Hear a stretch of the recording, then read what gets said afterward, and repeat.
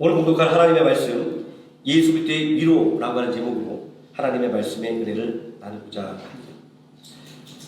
코로나19로 인해서 근심과 걱정이 넘치는 오늘을 살아가는 우리 그리스도인들의 삶은 어떠한가요?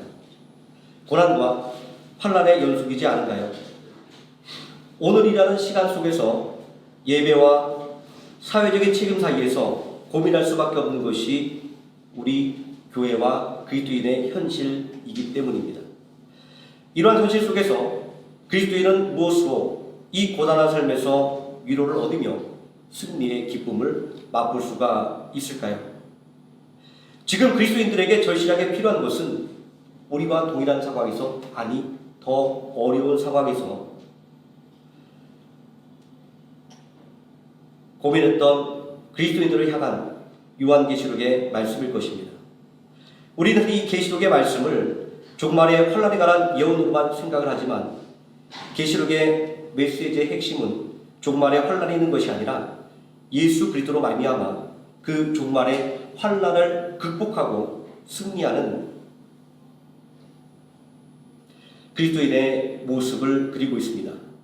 그러므로 요한계시록의 핵심 메시지는 교회를 향해서 귀 있는 자들은 성령이 교회에게 하시는 말씀을 들을지어다 라는 말씀일 것입니다. 교회를 향한 핵심의 메시지의 핵심은 환난을 견디고 이긴 자에게는 상을 주신다라고 하는 약속의 말씀입니다. 첫 번째로 계시록 2장 7절의 말씀에 보면 이기는 자에게는 하나님이 낙원에 있는 생명나무 열매를 주어 먹게 하시겠다고 약속을 주셨습니다. 계시록 2장 11절은 이기는 자는 둘째 사망의 해를 받지 않는다고 약속을 주셨습니다. 계시록 2장 17절은 이기는 자에게 감추었던 만나와 흰돌을 주시겠다고 약속을 주셨습니다. 계시록 2장 26절은 이기는 자에게는 만국을 다스리는 권세를 주겠다고 약속을 주셨습니다. 계시록 3장 5절은 이기는 자는 생명책에 기록될 것이라고 약속을 주셨습니다. 계시록 3장 12절 말씀은 이기는 자는 하나님의 성전에 기둥이 되게 하시겠다고 약속을 주셨습니다. 마지막으로 계시록 3장 21절은 이기는 자에게 주님의 보좌에 함께 앉게 하시겠다는 약속의 말씀을 주셨습니다. 에베소에 있는 7교회이지만 그러나 지금 온 세계에 있는 모든 교회를 향한 우리 주 되신 예수 그리스도의 약속의 말씀임이 틀림이 없습니다. 사도 요한이 요한계시록을 기록할 당시의 상황은 교회는 환난과 핍박 아래에 있었습니다. 많은 그리스도인들이 낙심하고 실족했습니다. 요한계시록은 이러한 그리스도인들을 위로하고 궁극적인 승리가 오직 예수 그리스도에게 있음을 보여주고자 기록이 되었습니다. 요한계시록의 메시지는 세상의 고난과 환난도 하나님의 이 두 손 안에 있음을 말하며 하나님께서 진실한 그리스도의 믿음을 귀하게 사용하고 계심을 보여주고 있는 것입니다. 날마다 숨쉬는 순간마다 내 앞에 어려운 일 보내. 우리가 잘 알고 있는 이 찬양의 가사처럼 우리들의 삶은 생각해보면 어려움의 연속입니다. 누군가는 마냥 행복한 것처럼 보이지만 그들도 그 내면에는 우리와 똑같이 각자 자신이 당면한 문제로 인하여 남몰래 한숨지며 눈물을 짓고 있기 때문입니다. 믿음의 삶도 별반 다를 바가 없습니다. 믿습니다. 이렇게 믿음 안에서 매일 자신감이 넘칠 것 같지만 사실은 하나님의 은혜를 체험한 어제는 까맣게 잊어버리고 눈에 보이는 오늘 때문에 힘들어하고 아직 다가오지 않은 내일의 걱정으로 괴로워하고 낙심하며 살아가기 때문입니다. 부끄럽게도 저 자신도 이러한 불의의 사람에서 벗어나지 못하는 것 같습니다. 늘 하나님의 말씀을 당당하게 선포하는 것 같지만 또 자날에 내려가면 근심과 걱정으로 그렇게 살아가는 그 연약한 한 명의 신앙인이기 때문에 그렇습니다. 하지만 우리가 다시 한번 믿음을 가지고 생각해 본다고 한다면 믿음 안에서 위기라고 하는 것은 지금 현재 우리가 당하고 있는 이 고난과 환난이 아닙니다. 코로나로 인해서 엄청난 심적인 그리고 물질적인 타격을 입은 것은 분명히 우리가 당하는 고난과 그리고 이 환난이 심각한 것이지만 믿음의 위기의 본질은 아니라고 하는 것입니다. 믿음의 위기는 이러한 물질적인 그리고 물리적인 위협이 아니라 지금까지 나와 동행하시며 나를 지켜주신 하나님의 은혜를 까맣게 잊어버리고 눈에 보이고 귀에 들리고 손에 잡히는 것에 매여 지금 당면한 현실 때문에 낙심하는 것입니다. 이런 사람들은 전능하신 하나님을 믿는다라고 말하면서도 실제로는 오늘 인생이 끝난 것처럼 말하고 또 그렇게 생각합니다. 오늘의 문제와 그리고 내일에 아직 다가오지도 않은 걱정으로 속이 새카맣게 타들어가기 때문입니다. 그렇기 때문에 이렇게 한탄합니다. 하나님 어디 계십니까? 왜 나를 도와주지 않나요? 하나님은 나를 사랑하지 않아 라고 말입니다. 그런데 실제로 하나님이 우리를 매번하셨나요? 하나님이 우리를 도와주지 않으시나요? 하나님이 우리를 사랑하지 않나요? 절대로 그렇지 않습니다. 성경 말씀은 하나님께서 늘 우리와 함께 계시고 위로해 주심을 우리에게 주신 성경책 갈피마다 보여주고 있기 때문입니다. 근심과 걱정 그리고 낙심은 하나님으로부터 오는 것이 아닙니다. 이런 것들은 도림이 없는 인생을 바라볼 때, 도림이 없는 인생을 의지할 때 오는 것입니다. 성경에 기록되어 있는 하나님의 사람 엘리야, 그는 불의 선지자였습니다. 그의 뜨거운 별명만큼이나 그는 너무나도 위대한 하나님의 선지자였습니다. 갈멜산에서 450명의 바알 선지와 겨루어 이긴 능력의 사람이었습니다. 그러나 이세벨 여왕이 반드시 엘리야를 죽이고 말겠다는 그 맹세를 했다는 소식을 들었을 때 엘리야는 큰 두려움에 휩싸여 버렸습니다. 엘리야는 즉시 이세벨의 칼을 피해서 광야로 도망쳤습니다. 그리고 한 나무 밑에 주저앉아 하나님 나를 지금 죽여주세요라고 원망을 합니다. 엘리야 선지자, 그가 전능하신 하나님을 바라볼 때는 참으로 능력 있는 하나님의 사람이었습니다. 그러나 전능하신 하나님이 아니라 한 인간을 바라보게 되자 낙심하여 차라리 죽는 것이 낫겠다고 원망과 불평하는 연약한 인간이 되었습니다. 이런 엘리야를 바라보면서 생각합니다. 이토록 위대했던 사람도 우리와 같이 연약한 사람이었구나 라고 말입니다. 그렇다고 한다면 우리와 같이 연약한 사람들은 얼마나 더 연약해질까 근심과 걱정이 되기도 합니다. 그러나 우리에게 소망이 있는 것은 하나님께서 당신의 백성을 버리지 않기 때문입니다. 낙심한 하나님의 백성에게는 하나님의 위로가 임하기 때문입니다. 낙심하여 차라리 죽여달라고 원망과 불평을 놓는 엘리야에게 하나님의 도움이 임했습니다. 하나님은 천사를 보내 그를 배불리 먹이시고 위로해 주셨습니다. 여기서 우리가 알게 되는 것은 하나님의 위로의 방식은 세상과 사뭇 다르다라고 하는 것입니다. 사람들은 어려운 일을 당할 때 나보다 못한 사람을 보고 위로를 받는 경향이 있습니다. 아니, 저런 사람도 있는데 뭐. 또 많은 사람들은 지금 당신보다 더 어려운 사람을 생각하면서 힘을 내라고 그렇게 이야기를 합니다. 그러나 이런 삶의 자세는 잠시 위로를 받을 수 있을지는 모르지만 바람직하지 않습니다. 왜냐하면 나보다 더 잘난 사람을 보게 되면 이내 더 낙심하게 되기 때문입니다. 위로의 본질이라고 하는 것은 비교에 있지 않습니다. 이 위로의 본질은 그 사람의 내면들을 속속들이 이해하고 그가 해야 할 일들을 할 수 있다라고 깨우쳐주는 것이기 때문에 그렇습니다. 하나님께서 엘리야를 위로하시는 방법은 이런 이해와 깨우침이었습니다. 하나님은 먼저 지치고 낙심한 엘리야를 배부르게 먹여주셨습니다. 아프고 힘들 때 든든하게 먹는 한 끼 음식이 얼마나 큰 위로와 힘이 될 수 있는지 우리 모두 다 경험해본 적이 있지 않습니까?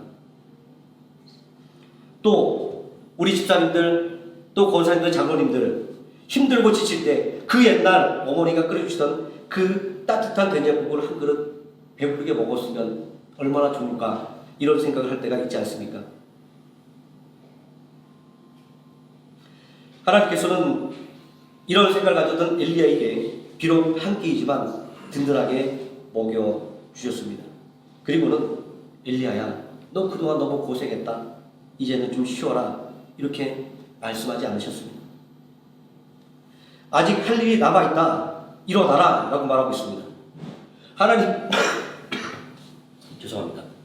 하나님, 차라리 죽여달라고 때를 쓰고 있는데 마치 그 엘리야의 두 멱살을 잡아 일으키시는 하나님의 두 팔이 우리들 머릿속에 선명하게 떠오르지 않습니까? 저도 이럴 때 이런 생각이 났습니다. 와, 우리 하나님 참 너무하시네. 지금 죽겠다 그러는데 멱살을 잡고 끌어당기시다니 라고 말합니다. 그러나 이것이 바로 우리 하나님의 위로의 방식입니다. 지친 자를 그냥 두지 않고 일으키시는 위로, 원망과 불평하며 낙심하는 자를 두 팔로 안아 일으키는 그 위로 말입니다.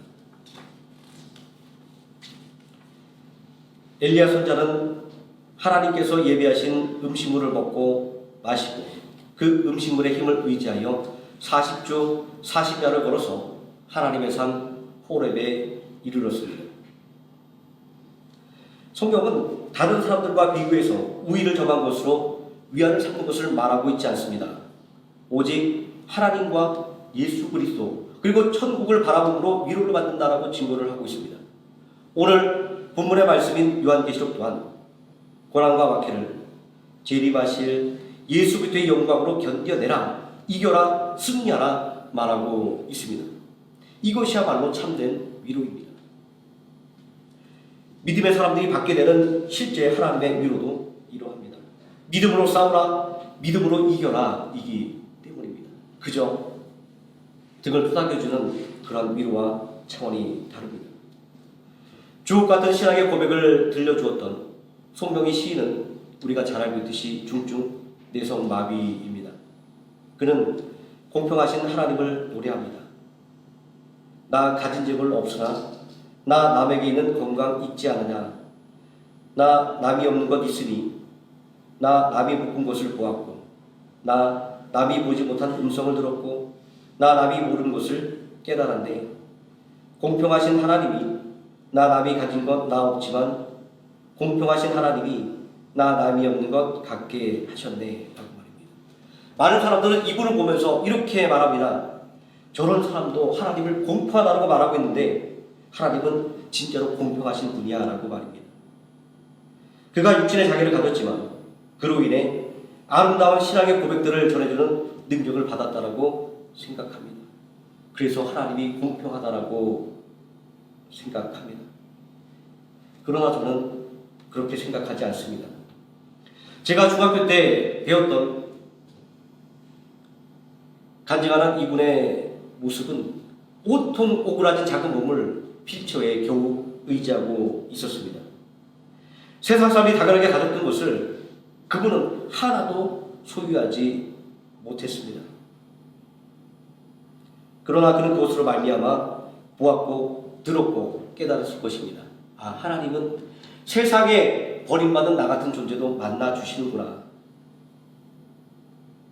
그래서 그는 자신과 같은 사람을 찾아오셔서 이야기하시고 위로해 주시고 그리고 일하게 만들어 주시는 하나님이야말로 공평하시다라고 말할 수 있었던 것일 것입니다. 또 교통사고로 전신 화상을 입은 이지선 씨의 이야기입니다.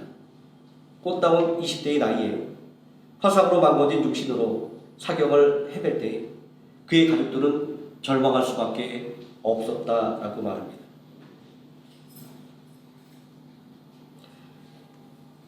죽으면 어떡하나? 살아도 그 고통을 견뎌낼 수 있을까?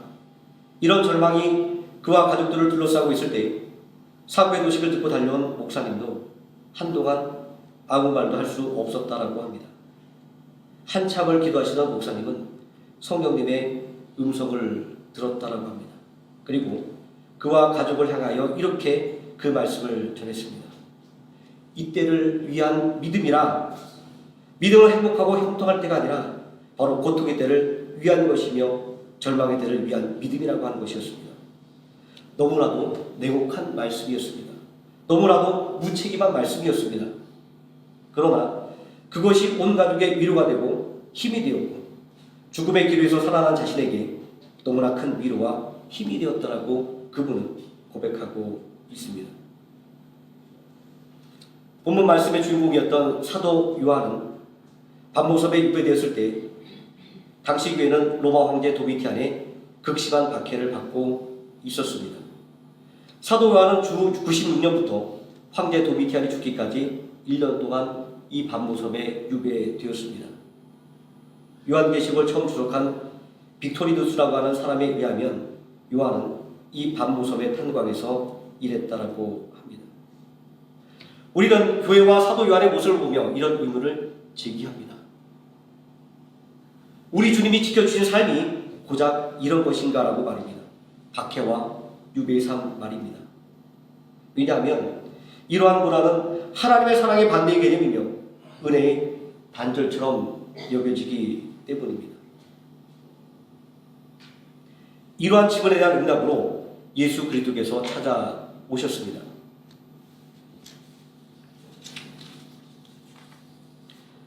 사도 요한은 고난으로 인해 인생의 밑바닥에까지 떨어졌지만 오히려 그 고난으로 인해서 평범한 인생이 누릴 수 없었던 참된 위로를 누리게 되었습니다.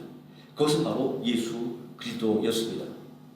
그런 비록 유배자의 신세가 되었지만 도리어 예수 그리스도를 통하여 믿음의 형제자매들의 고난을 섬세하게 만지는 위로의 서신을 기록할 수 있게 되었기 때문입니다. 이 요한계시록의 말씀은 박해받는 그리스도인들에게 크나큰 위로와 힘이 되었습니다. 이 서신은 종말과 그 환난을 이야기하지만 그 종말을 이겨내는 교회와 그리스도인들의 승리를 선언하고 있기 때문입니다. 사도 요한이 가졌던 이 그리스도인의 정체성은 오늘 살아가는 그리스도인들이 어떠한 존재인지를 일깨워 주고 있습니다. 먼저 그는 목회자였습니다.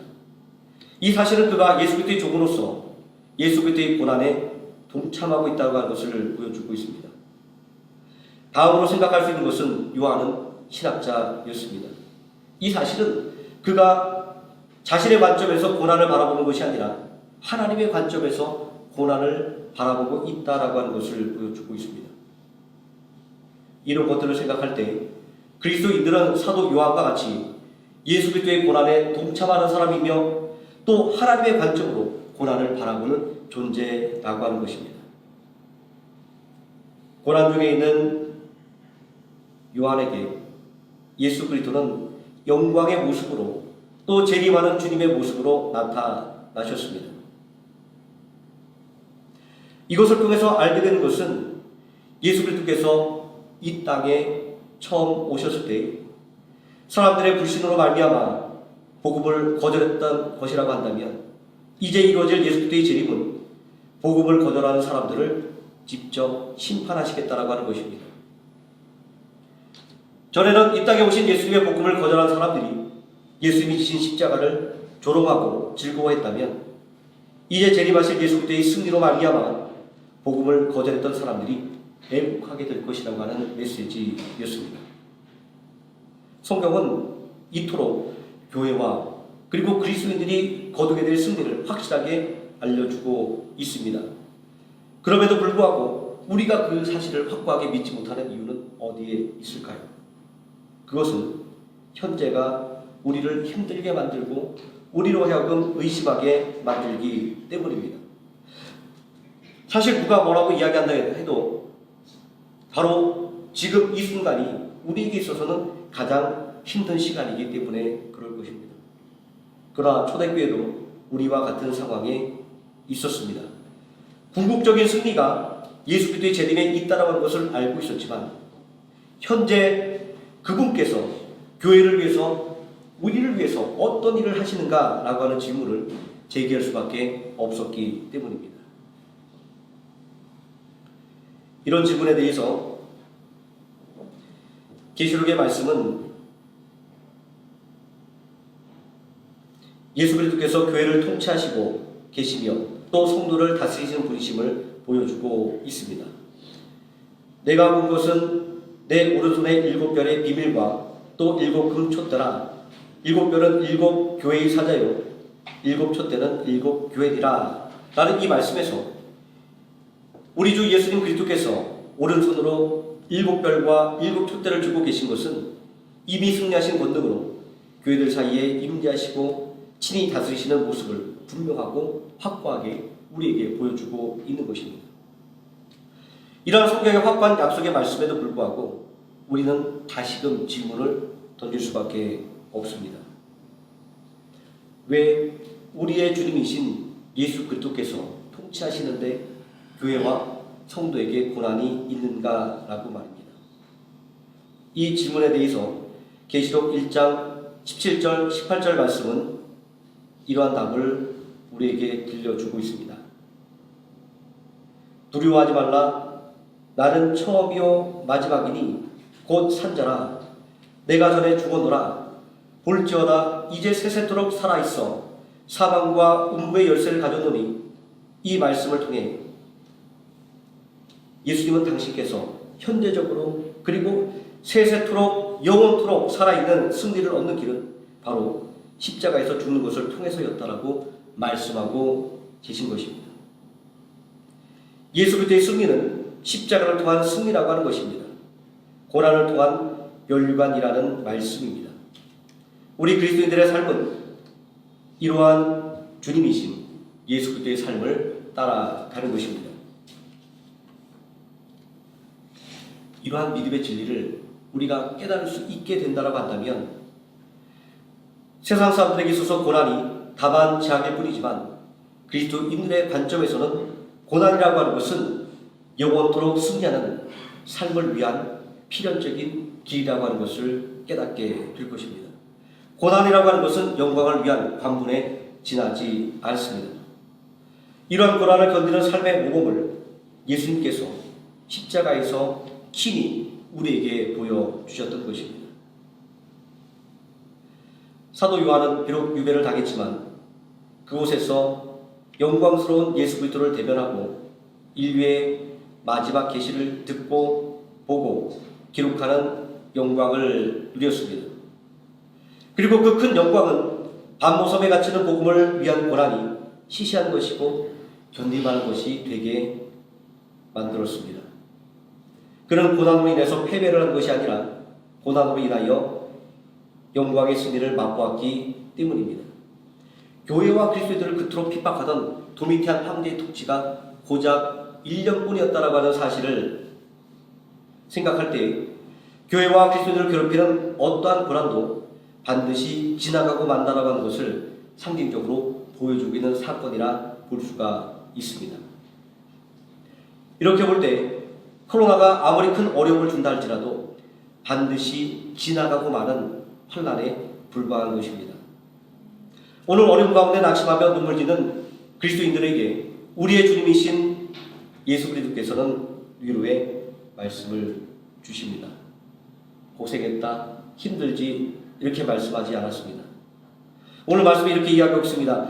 성경의 말씀을 듣고 읽고 행하는 자가 복이 있느니라고 말입니다. 그러므로 믿음의 사람들은 고난과 낙심의 때에 오히려 이렇게 노래해야 될 것입니다. 주님 앞에 내 몸을 맡길 때 슬픔 없네 두려움 없네 라고 말입니다.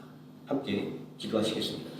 전능하신 아버지 하나님, 오늘 코로나로 인하여 큰 혼란을 겪고 있는 이 땅의 모든 사람들과 교회와 하나님의 자녀인 그리스도들을 향한 하나님의 위로의 말씀을 들었습니다. 그냥 연약함을 다독거리시는 것이 아니라